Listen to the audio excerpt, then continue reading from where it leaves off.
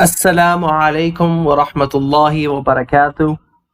Today we are talking about a very important topic in Hadith studies, a topic which has garnered a lot of attention in the past year, particularly after the dissertation of Joshua Little and the interviews that he did with Dr. Jawad Hashmi on 21 reasons on why the Hadith corpus is unreliable and the reliability, or rather the unreliability of the Hadith of Aisha's age.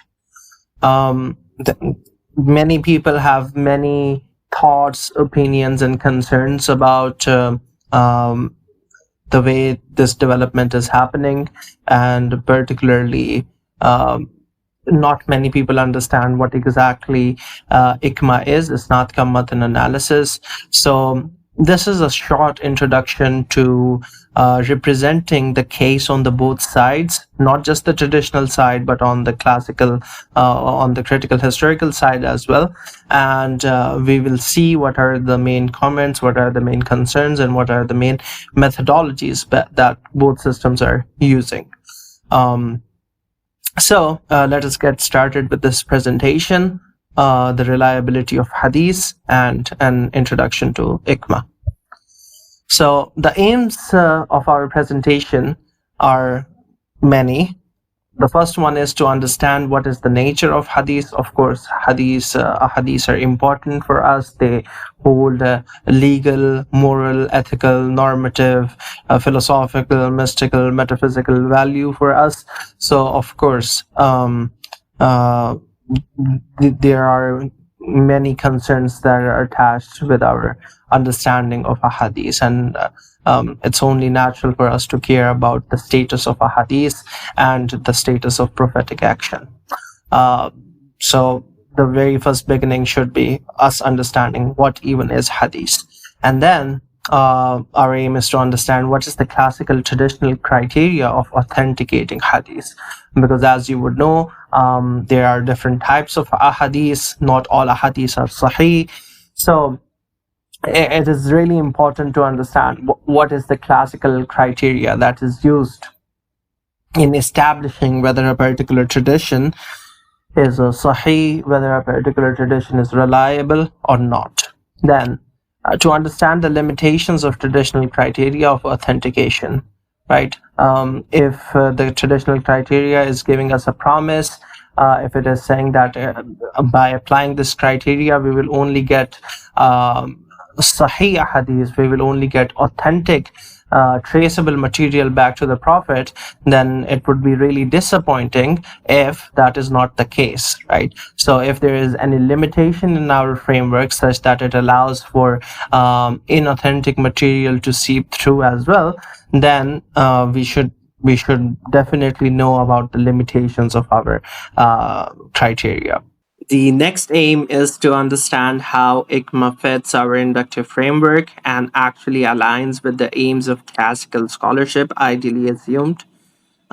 Basically, this aim is to study what even is the aim of ICMA and what even is the purpose of classical Hadith scholarship, and actually to establish a bridge between these two methodologies, insofar that their fundamental question, at least when ideally assumed, is the same. And we'll talk more about that in detail. And the last aim, and perhaps the most significant one, is to demonstrate how ICMA works. And this is unsurprisingly a little complicated. We'll try our best to present it in a graphical fashion so it's understandable for all of you.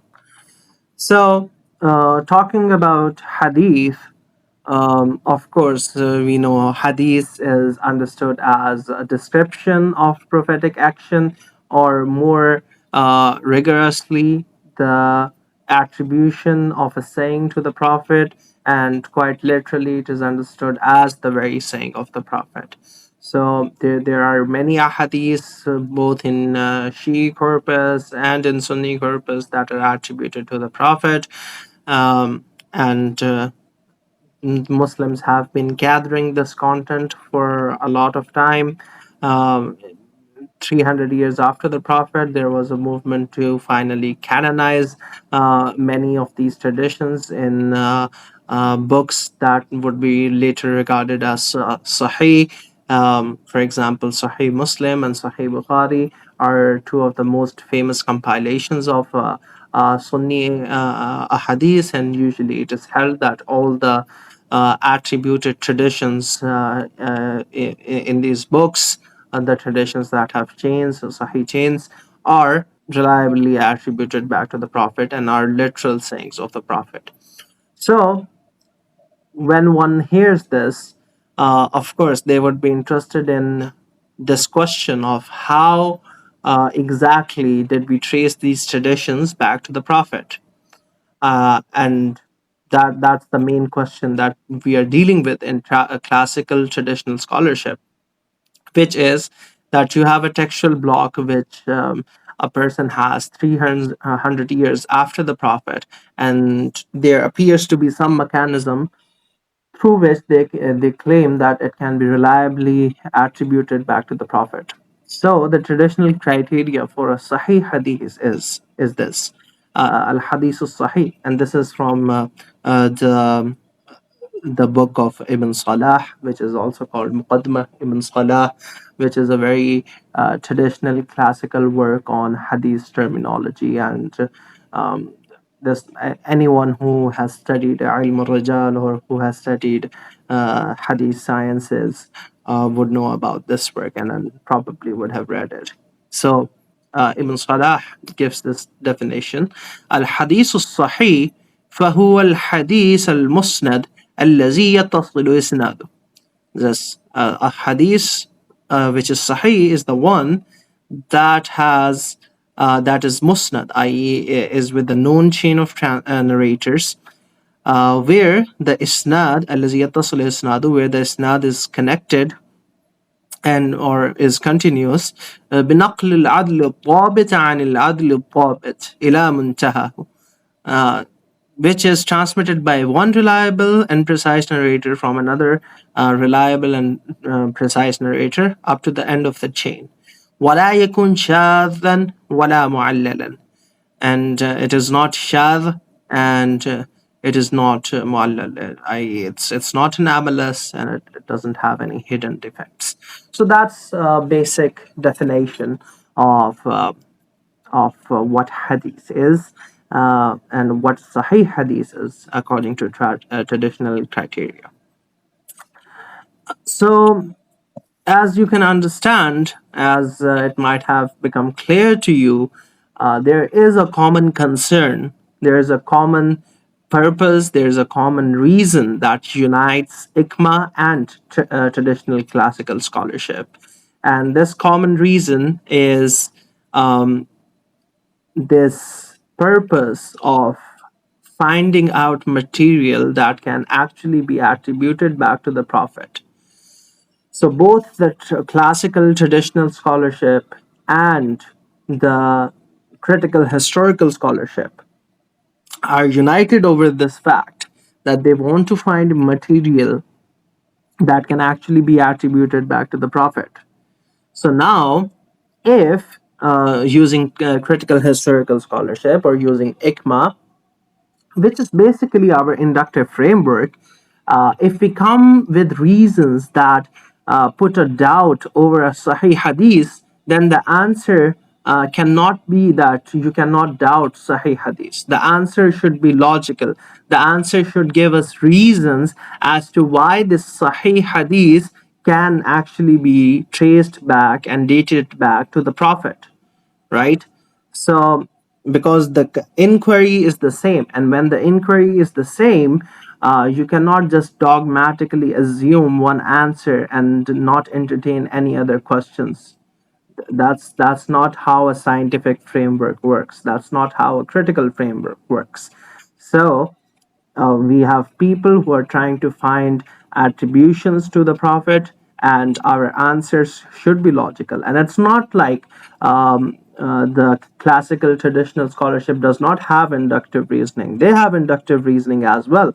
Their inductive reasoning is that if the people in the chain are reliable transmitters, right, and they do not lie, then it's going to be the case that the tradition that they're transmitting would date back to the Prophet, and that's acceptable inductive reasoning. The problem is if we get evidence against the reliability of these people, or against the reliability of this concern, or this claim that these all these people transmitted things in a fashion that is traceable and that is predictable, then we might have to reevaluate our claims of reliability of these people. Obviously, we cannot hold their reliability as a merely dogmatic proposition. So now let us look at some methods of forging, right? And at this point, you don't have to agree or even claim or even believe in the claim that there has been any forgery whatsoever in the classical Hadith scholarship or in the classical Hadith corpus. What you must believe in is that if a Hadith is reliable, we would expect it to lack these things, right? So, for example, if a hadith is reliable, if a hadith is reliably transmitted, there are going to be features in that reliable transmission that would be predictable and that are rationally probable. Obviously, there's no necessitation in history, there's only a very high probability. So, in actually Sahih Ahadith, we are going to see these features, and I'll show you examples of that as well. So, what are some methods of forging? The very first one is a spider. And before we go into these methods, it's important to know about common links. Common links are the links or people or a tradent in a hadith who is transmitting a lot of content. So he is particularly a person who other people are transmitting from.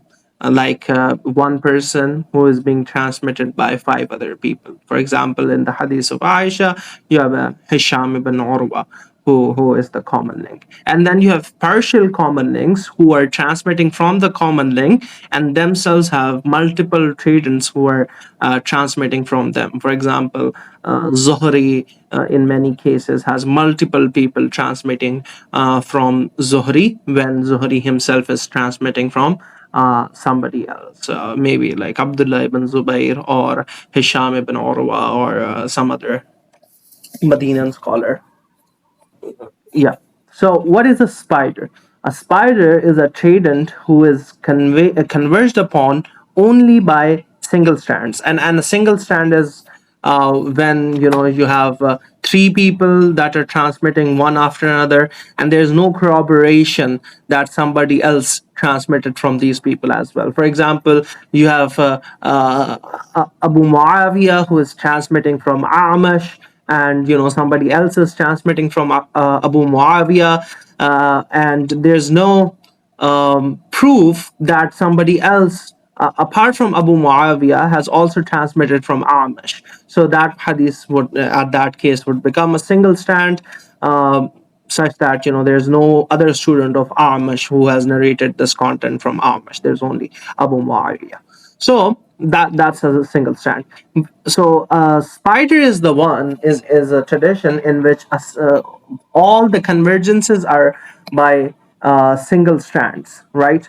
So, for example, you have Amash, and Amash passes on. There's only one chain that you get from Amash that includes Abu Muawiyah. There's no other student of Abu Muawiyah who has transmitted this chain. So you have one student of Abu Muawiyah who is transmitting this content from Abu Muawiyah, and Abu Muawiyah is transmitting this content from Amash.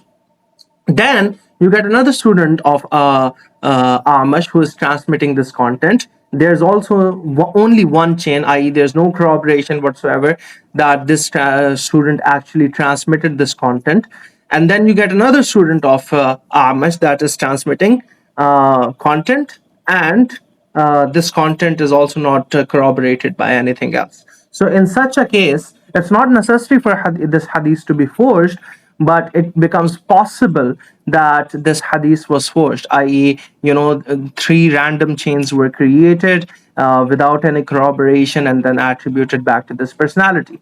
And we will tell you how to distinguish between false, like between actual spiders, i.e., actual forgeries, and actual common links, where even if you have multiple single strands, it is still possible that the person who transmitted the content, or to whom this content is being attributed to, indeed is the actual tradent who transmitted this content.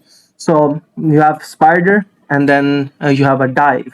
And a dive is very interesting, because what happens in a dive is, suppose there is a person who is featuring very heavily in all the chains of a transmission. For example, in all the chains you see Zuhri, right? So what somebody does is that they are seeing that, oh, all these chains contain Zuhri, so perhaps they create another chain which has Abdul Razak, which has Ma'mar, but rather than Ma'mar narrating from Zuhri, Ma'mar narrates from some other Madinian companion or Madinian authority. So just because they want to dive and they want to evade Zuhri being in the chain, right? Because they don't want all the chains, all the asanid to converge at Zuhri. And it's not necessary. Right now, it's not the claim that this is happening. But right now, the claim is that in a Sahih Hadith, in an actually Sahih Hadith, which can be actually traced back to the Prophet, one would not expect spiders and dives. There are other ways of forging a tradition as well, but for now, because of the scarcity of time, we can leave them and make them a topic for a future video. But in short, these features include retrojection, erasing, matn alteration, contamination, tradent insertion, tradent substitution. So there are many mechanisms through which hadith can become unreliable. Right now, what we are going to do is show at first an abstract understanding of ICMA, and then hopefully present a practical example of ICMA as well, so you understand the presuppositions and the usul of ICMA, both in abstract and at manifested, practical implementational level as well. Understand ICMA, I think first of all, it's important to understand the mechanism through which the prophetic hadith in the classical context is authenticated. So, in the classical context and the traditional context, we have a saying attributed to the prophet, right? So, you have the prophet saying it, and then it is passed down to a sahabi, and then from a Sahabi it goes to a Tabi'i, and from a Tabi'i it goes to a Taba Tabi'i, and then from a Taba Tabi'i it goes to probably another tradent, or you know or somebody else, and then it goes to a book. So that's the general structure of what you would expect from a hadith chain. If you are looking at Bukhari, sometimes it can be shorter, as short as three people, sometimes it's going to be longer, but this is like the general structure. And the way we confirm whether the hadith is authenticated or not is we look at narrator criticism on all these people. So we say, yeah, this person is reliable. Obviously, that's a prophet. Sahaba, there's obviously the proposition of Sahaba, kulluhum udul. So, yeah, all of them are siqa. They are truthful people. It is argued. Then, it goes to a tabi'i, and, then the testimony. the supposed testimony of the people for the character of this Tabari is taken, and it is said that yeah, this person is reliable, then this person is deemed as reliable, then this person is deemed as reliable, and then this person is deemed as reliable, and that makes this hadith sahih, that makes this hadith reliable overall. So now, when we move to ICMA, what analysis are we using, right? So when we are using ICMA, what we are basically doing is this. We are making a claim about what would happen if the chains were independent, i.e., if it is indeed the case that separate people um, got separate uh, recensions from the Prophet, right? So, this is what it's saying. The basic premise of ICMA is based on this. If an individual transmits something to two people, right? This, or it can be multiple people as well, X and Y, right? If the Prophet has transmitted, if, and you don't have to agree with it. This is not an actual proposition. This is just a conditional for now, right? And then data would be applied, which would make it an actual proposition. So right now, this is just the first premise. If P, then Q. So it is the first premise of a modus ponens. So if it is saying that if a person transmits a tradition to two people or multiple people, and if those people in their matan, in their text, have slight variations, right? Maybe this text says A, B, C, and it says ABC in a particular order, and there's slight variation that we can show by A1, B1, C1, and then this says B, C, A, and there's slight variation in each of these elemental blocks. So you get B2, C2, A2. So the claim is that if there are two separate recensions of a text, right, and those separate recensions also have distinct sub-recensions,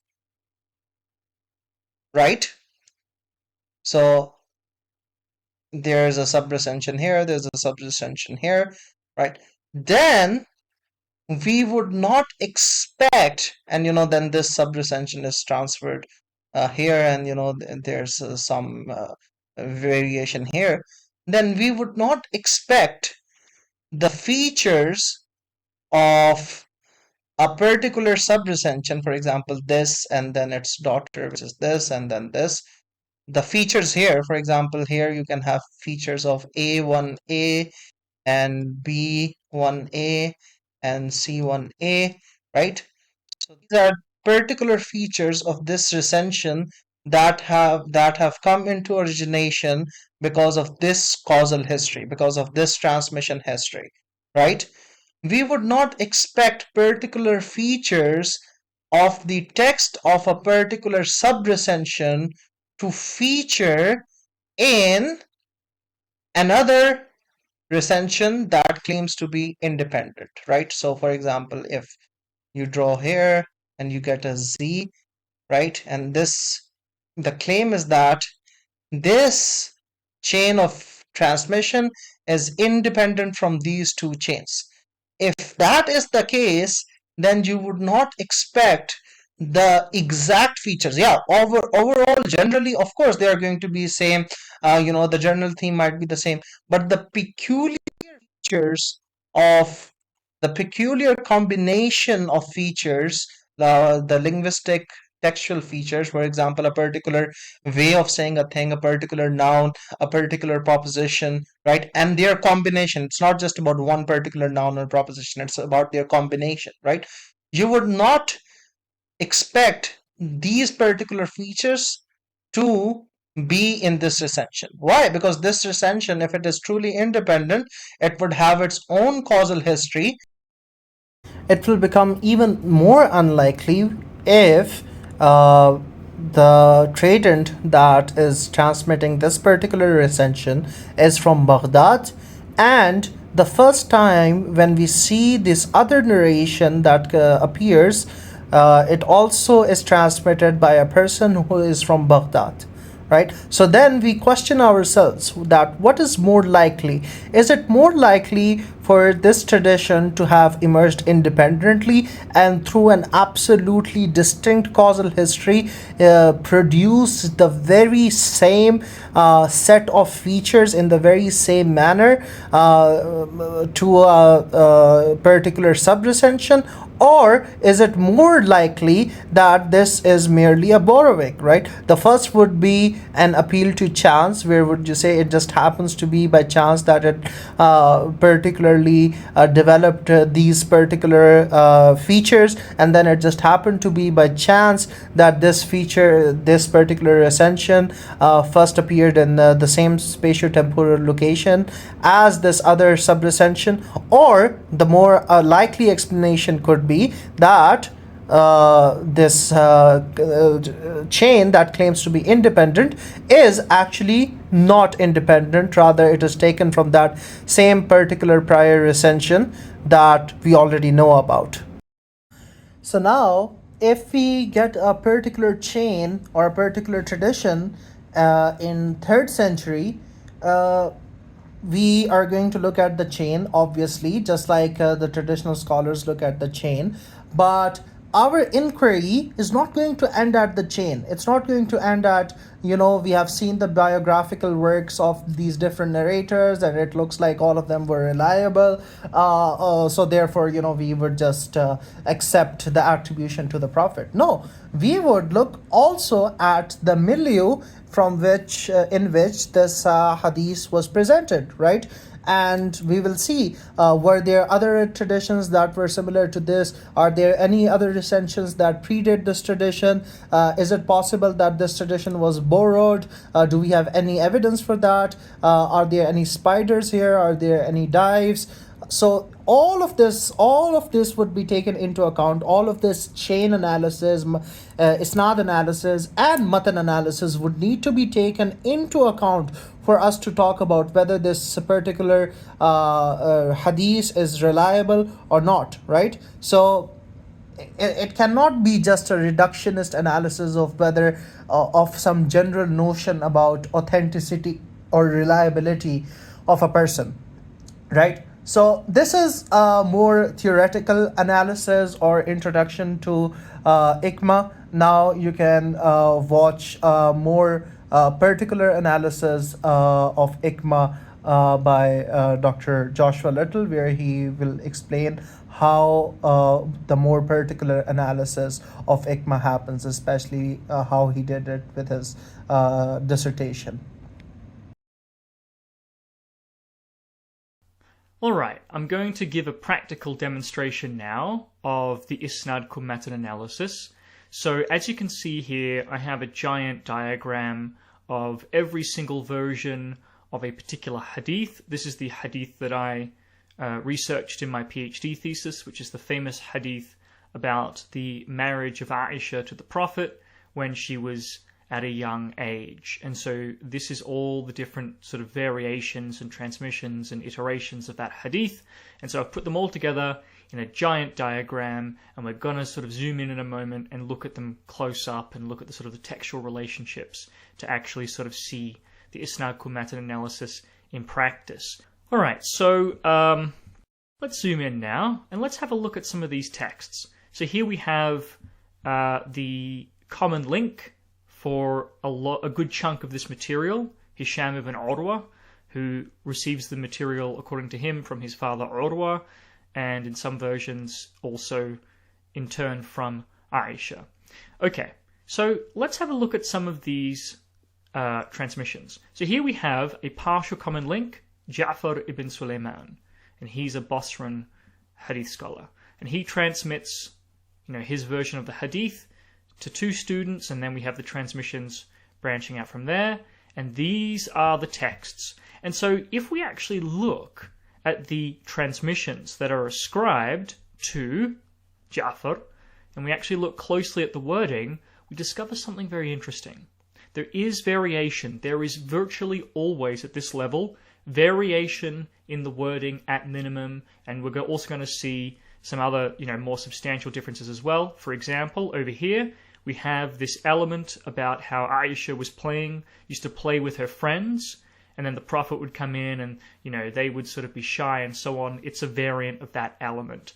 And none of the other transmissions from this putative source have that. So already, immediately, we can see a major variation here in the material. So, can we assign these texts or some sort of underlying redaction in the material, some part of it back to the putative common source? Well, let's look closely. There is variation, but there's actually, in most of this material, ascribed to this recent common source, this partial common link, there is a distinctive combination. And that is, in this version of the material, in this iteration, what we have is this unusual formulation. In most of the others, it's a hal clause. It's the messenger of God or the prophet married her or married me when she was a girl of, whatever, or when I was a girl of whatever. But in this version, there's a different structure in the first element, which I have here highlighted in red. And this in here, rather than saying something like تزوجني رسول الله وأنا بنت 7 سنين, what we instead have is تزوجني رسول الله, or in one version تزوجني النبي لي 7, or لي 7 سنين. So we have this li rather than the usual hal clause. And that's very distinctive. And what we also have, if you look closely, is in the consummation element, we have وَدَخَلَ عَلَيَّ, or وَدَخَلَ bi. So we have this and then again, not a hal, but the li 9 سنين. So what we have here is a distinctive set of characteristics in this material. You can, across the whole corpus, you can find one or two other versions that use the li. But this particular combo, where there's this consistent usage of li, and there's the element or the variant of married at 7 rather than married at 6 or married at 6 or 7, and also there's dakhala. So we have this particular constellation of multiple recurring elements in all of the material. Again, not all of it. There is some variation. This version, notably, has some different wordings and so on. But overall, in the material ascribed to the common source, we have a distinctive sub-tradition. The partial common link correlates with a distinctive sub-tradition, a distinctive combination of elements, a unique combination of elements. And that is consistent with the material embodying and reflecting the distinctive paraphrase or rewording, the distinctive redaction from the partial common link. And so by then sort of comparing these, we can actually reconstruct the original wording of the partial common link. And so we can infer based on this that he originally said something like حدثنا هشام بن عروة عن أبيه عن عائشة قالت تزوجني رسول الله, or possibly النبي لسبع سنين ودخل علي, or possibly بي لتسع سنين. Now we can also see that there's been some sort of likely interpolation here. None of the other transmissions at multiple registers contain this final element here.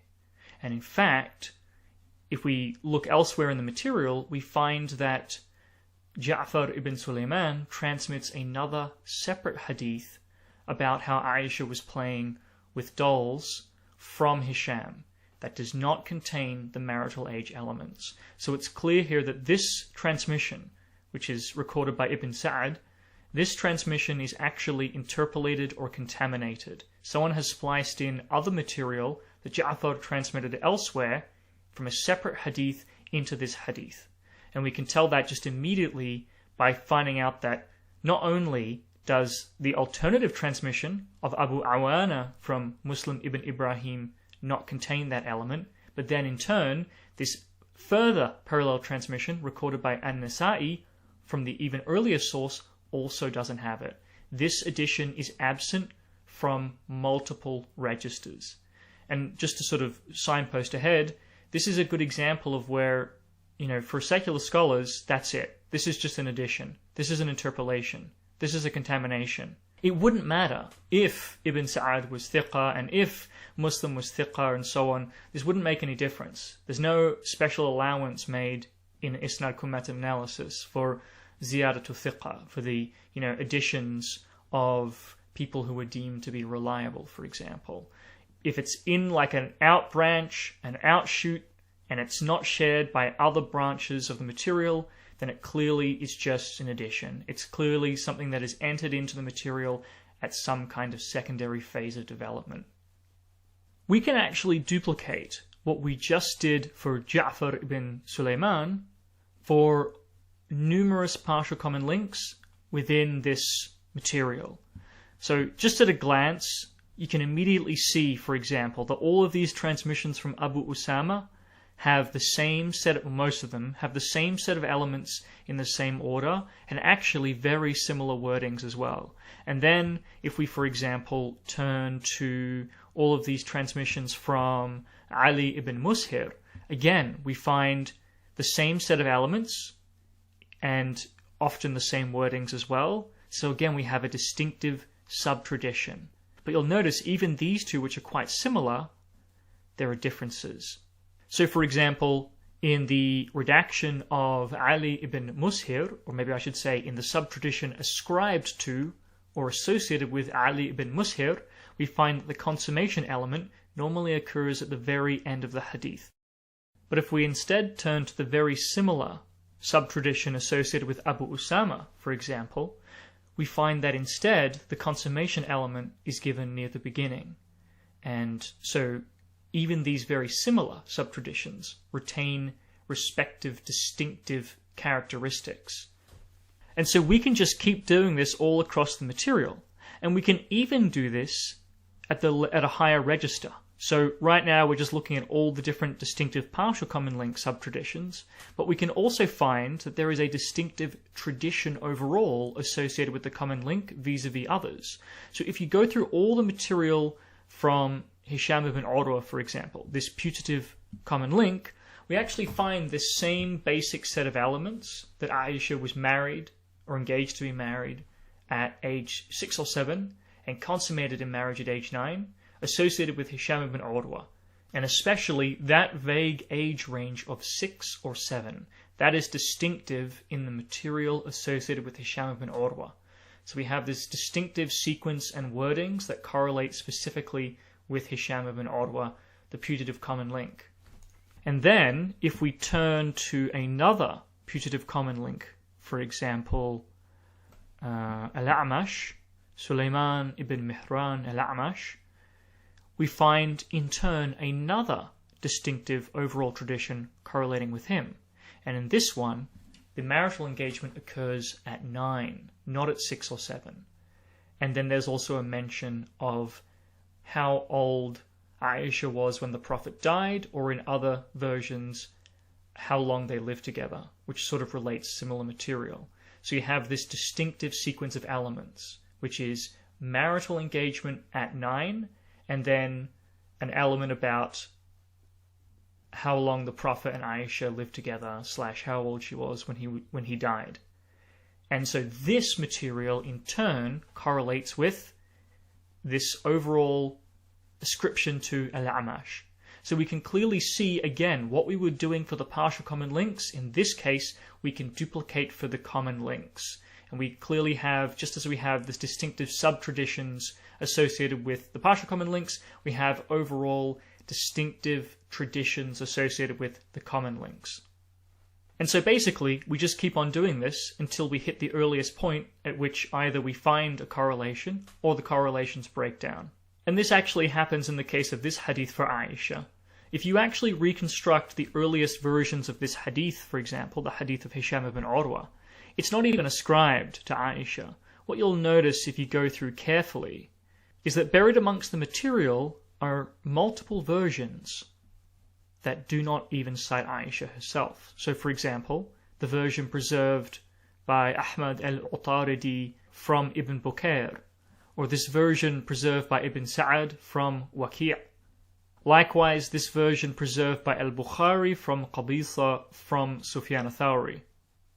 These sort of fossil ascriptions, these more archaic types of ascriptions preserved across the material, indicate that in the original version that was disseminated by Hisham, he actually did not even cite ʿAīšah herself. So Hisham actually cannot even be counted as a transmission from ʿAīšah, because clearly in his original iteration of the material, which he then altered through successive redactions, he did not actually cite ʿAīšah herself. And so if you actually gather up the material and those versions that are ascribed all the way back, for example, to ʿAīšah, she's not a common link. There is no distinctive redaction that can be correlated with her vis-a-vis other iterations of the material. And that's the Isnad-cum-matn analysis in a nutshell. We try to collect all the material and then collate it and sort it out, put all the putative transmissions from common sources next to each other, compare them all, compare all the material to see if we have distinctive sub-traditions, and we check to see if those sub-traditions correlate with commonly cited sources, if we have genuine common links and partial common links, in other words, and we just repeat this process and try to reconstruct the underlying redactions of the partial common links and the common links as far back as we can, and eventually we'll hit a point which may be an epistemic point, we just don't have surviving material that would show earlier common links, or it may be the actual point at which the material originated. Both are possible, but we hit a point eventually where we can no longer reconstruct anything earlier from any earlier commonly cited sources. And that could be the case either because there is no earlier commonly cited source, or because what we have just doesn't embody a distinctive redaction of the material that correlates with the commonly cited source vis-a-vis other iterations of the material. So now that you have learned in detail about ICMA and the theoretical framework as well as the practical framework involved in ICMA, the question is what now? So, well, first of all, the first thing that you need to correct is that ICMA is nothing other than using induction. It's nothing other than using probability. And that's exactly the same thing that the traditional scholars were doing. They were trying to generate a probabilistic framework to entail that this transmission is from the Prophet. And their probabilistic framework included the consideration of whether the person was reliable or not, right? And yeah, that can be a particular type of probabilistic consideration, but by no means whatsoever is it the only kind of probabilistic condition that you need to take into account. Like, for example, if we are even if we are in an Islamic court, the only evidence is not going to be this person came in and he is giving a testimony. Yeah, testimony has a place in cumulative evidence, but at the same time, we are going to look into all the avenues of evidence, right? We are like judges. We are doing induction. We are trying to see what theory follows more reasonably, what is beyond reasonable doubt and what is not beyond reasonable doubt. So we need to take all analyses into account, and that includes not only who is transmitting, but how are they transmitting and what are they transmitting and what is the relationship of all these different texts with each other, right? So now can you call it Orientalism? Sure, you can call it Orientalism, but is it anything distinct from an inductive framework that we all use in our daily lives? No, it's nothing different from there. Yeah, if some point you want to explicitly deny a naturalist assumption, by all means do so. But that doesn't mean that ICMA cannot happen without naturalist assumptions, right? And of course, if we as Muslims, if we care about what the Prophet actually said, what the Prophet wanted to say, what was the message of the Prophet, of course we will try to be as rigorous as possible to find the correct attributions to the Prophet. Isn't it what the traditional scholars were trying to do? Isn't it why they rejected a lot of ahadith? Because they thought these do not actually go back to the Prophet, right? So why shouldn't we try to do the same thing? If we have newer technologies, newer philological techniques, newer evidentiary standards, why shouldn't we try to analyze and reevaluate whether these medieval analyses, whether they were correct or not, right?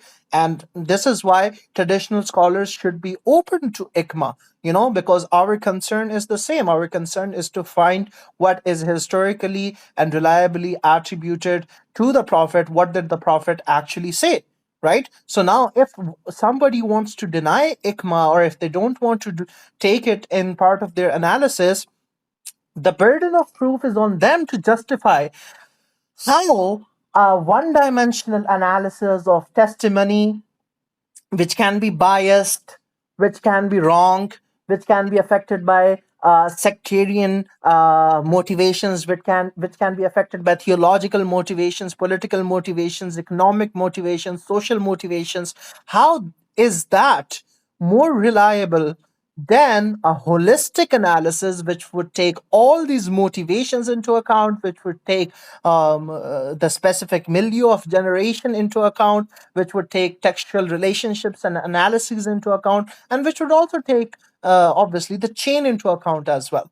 So obviously, it should be very clear that ICMA is the analysis that we should adopt for the study of hadith. And even our traditional scholars, they should be studying and reevaluating hadith based on this framework. Now, if somebody like Muntasir Zaman or Jonathan Brown or Farid, if they want to engage with this content, it should be based on inductive basis. This is what they should be doing. They should be answering this content on inductive, rational basis, rather than just labeling it as Orientalism or white person complex or something like that. They should be answering the argument. That's why we say nahnu abna'ud dalil. We are the people of argument. We are the children of arguments and dalail and proofs, right? So if you like this video, if you like this short lecture presentation,